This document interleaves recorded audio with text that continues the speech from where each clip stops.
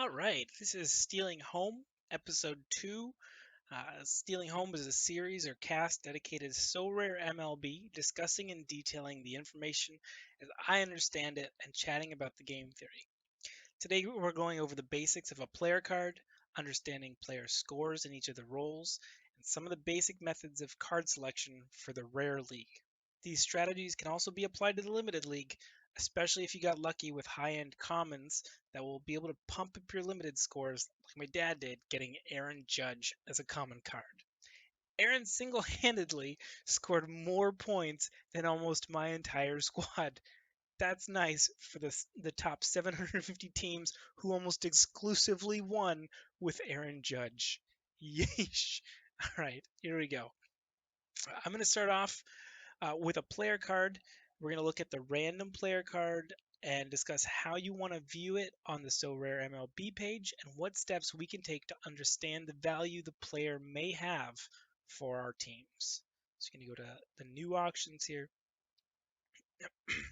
First thing we're going to notice right off the bat, yeah, I did, all right, is the player rarity. This is denoted by their color. It's gold or yellow. Gold sounds better. For limited, red for rare, blue for super rare, and black for unique. Right now, there's only 2 unique cards up for auction. This is because there's only going to be one of these for any player per season.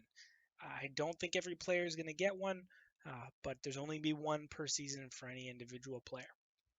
I'm not going to get into the pricing for rarity so much today, as pricing for super rare and unique cards is going to be a moving target, while especially when we don't have the solid metric for average team scores and the reward thresholds that you need to achieve in those leagues. The next thing we're going to see at a glance is player average scores over the season and their bonus. Limited have 5%, rare have 15%, super rare have 25%, and I haven't even looked at a unique 45%. Again, you can't play these instant, like if you could play these in the limited league, you just always win, right? But anyways, we're going to take a look at a card here. I'm going to pick, who do we want? Second base, Orlando Arcia. All right. So we're going to take a look at Orlando. This player is a second baseman with a current average score for the season of 5. And the percent bonus, because he's limited, he's got 5%. Now, this bonus is tied to the rarity again. It may also be affected by the league that they're played in, similar to how playing a common card in SoRare Football Rare League loses 45% of their initial bonus. However, that's not really been clarified, and I'm hopeful the current bonus of 5% and 15% hold for limited and rare cards, respectively, played in the Rare League. But we'll know more in a few weeks when these leagues open up. So you can see his last 5 scores. He does have 2 DNP and did not play. These are not included in his average score for the season. So we're going to go back. You can see even though he has a 5, he did get this game week. So that's the 22nd to 24th. He got 22 points. So much better average. And we're going to discuss that in a bit, how that all works. So now we're going to look for a starting pitcher. So you do have selections here. We can see the averages look a lot higher for starting pitchers on average. Yeah, I did. When we filtered by starting pitcher, this is because the pitching score is weighted in their favor as they play fewer games than the other members of their team. Let's take a look here. You know what? I want to find a quality. I'm going to go 19 at least, right? All right, Nestor Cortez. So here we can see the same information as the previous card, but most often they'll have one game played in the last 5.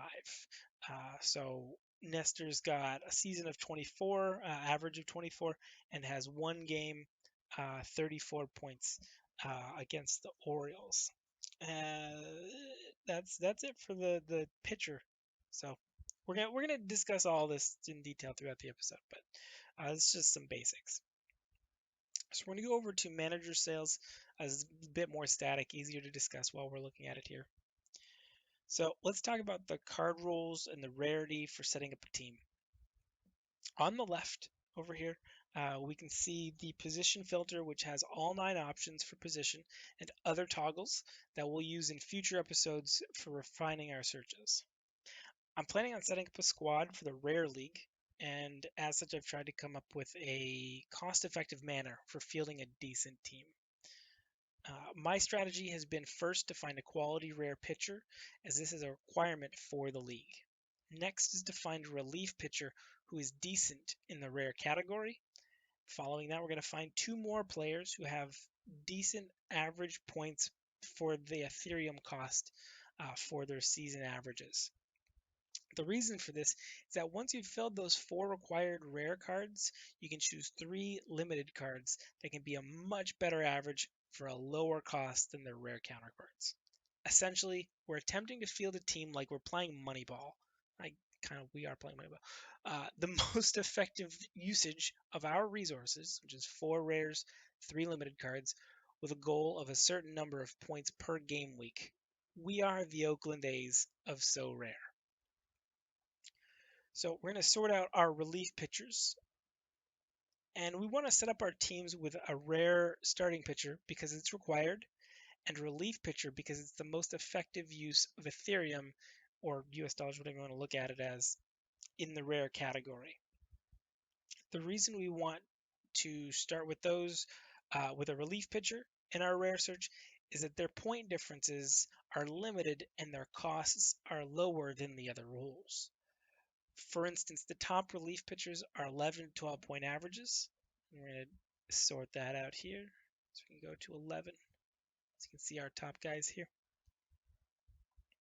And you may think you should just take Nick Martinez as the best relief pitcher in the game because of the averages. Unfortunately, he's also a starting pitcher, which has a higher average point per game than if you played him as a relief pitcher. So as you can see here, his price also reflects that difference. And this is going to be important when we go to talk about like a deep dive into pricing and player research. So for now, let's just look at a relief pitcher only. The top of the average is 11 to 12 points, and currently the lowest price for 11 points is $243. Let's round it to $250. So now we're going to lower our averages. So remember, 11 points for $250.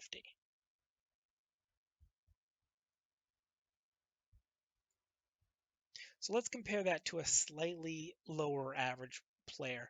Um, you can see here for a loss of 2 points. Actually, let's sort it by lowest price here.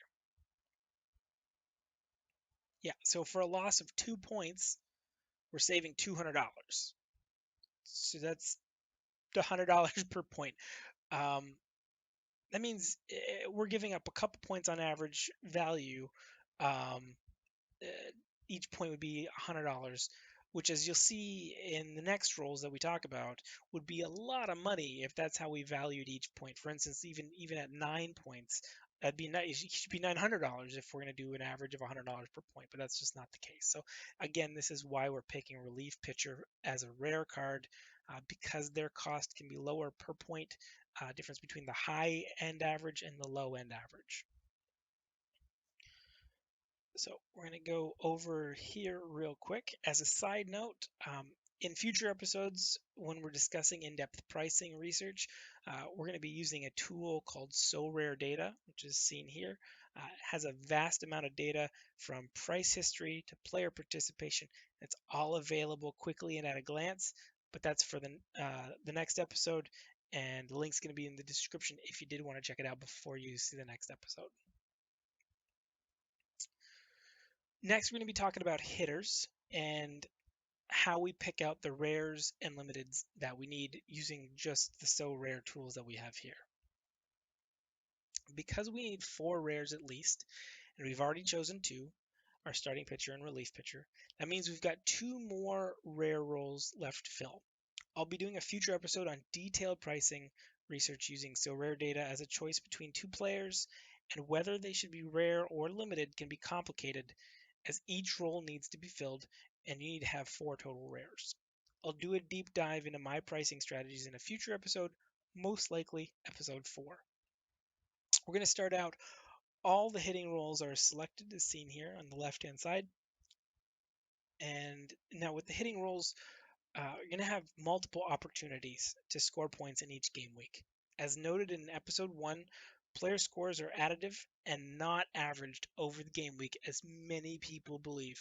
And this means a hitter with an average of 11 points can bring in 33 points on average when they play 3 games in a game week.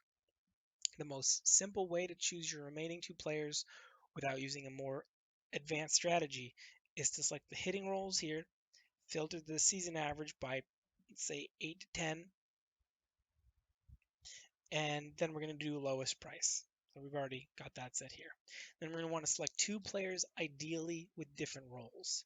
So let's drop it down even maybe to 7 here, because again, the point of this is to get a good team for not a crazy price. Because we wouldn't even need to talk about this if you just want to buy the best players and you just set your filters to whatever the maximum is, buy every great player.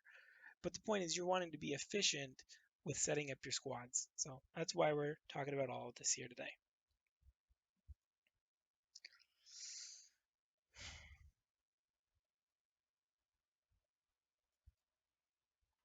Sorry, just a second. So yeah, we're going to want to pick 2 players.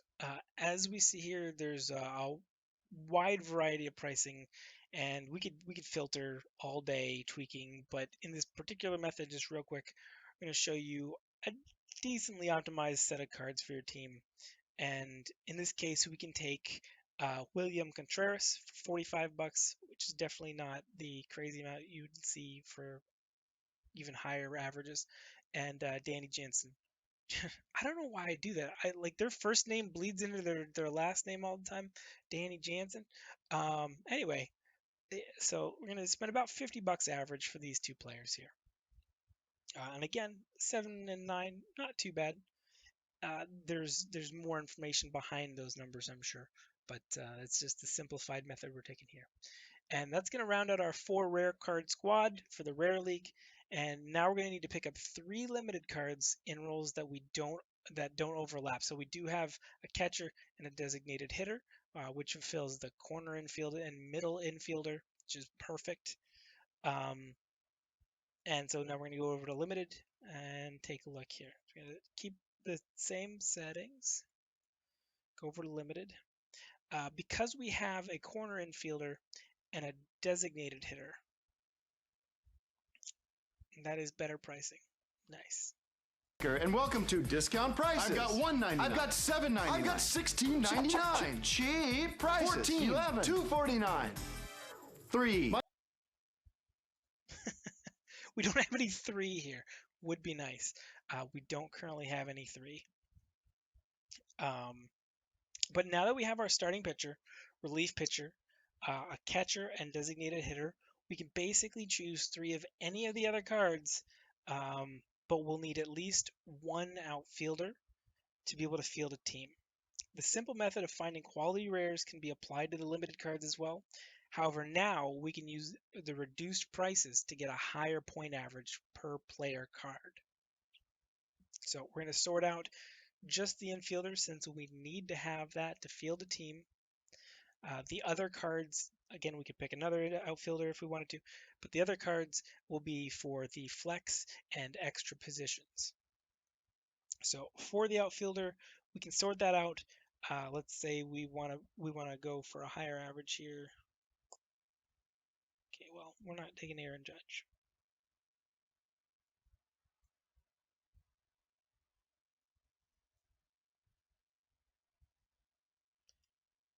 You know, these averages, I've done this episode 4 times. These averages, I can't wait to do the pricing episode because the averages aren't that much better if we're being honest.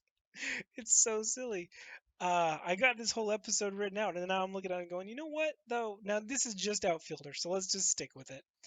We're gonna go with an 8-point average for 27 bucks. So I think it's half the price of the rare cards. So I mean, again, if you're looking per point, you're saving a lot of money because this is just as good, if not better, than the ones we already have in the rare.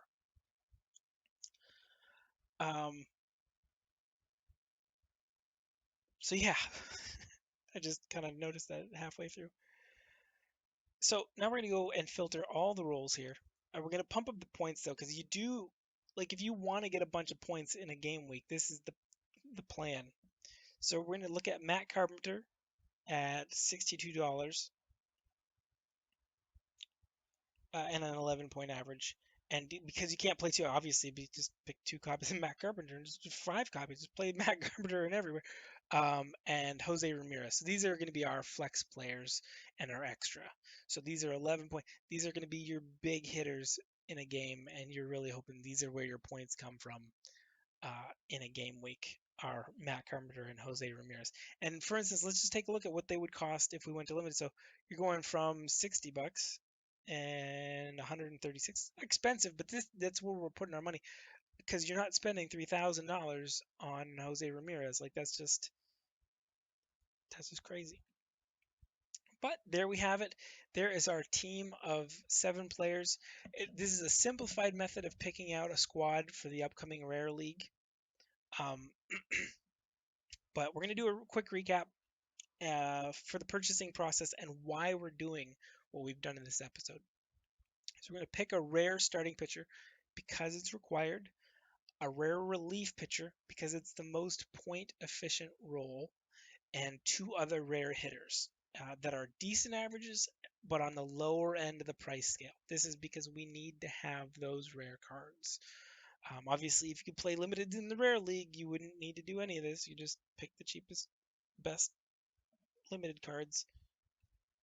But this does free us up to pick 3 higher average cards in limited rarity and really pump up our average score. So Matt Carpenter and Jose Ramirez are going to pump our average score, keeping in mind that the players do get a bonus depending on the rarity.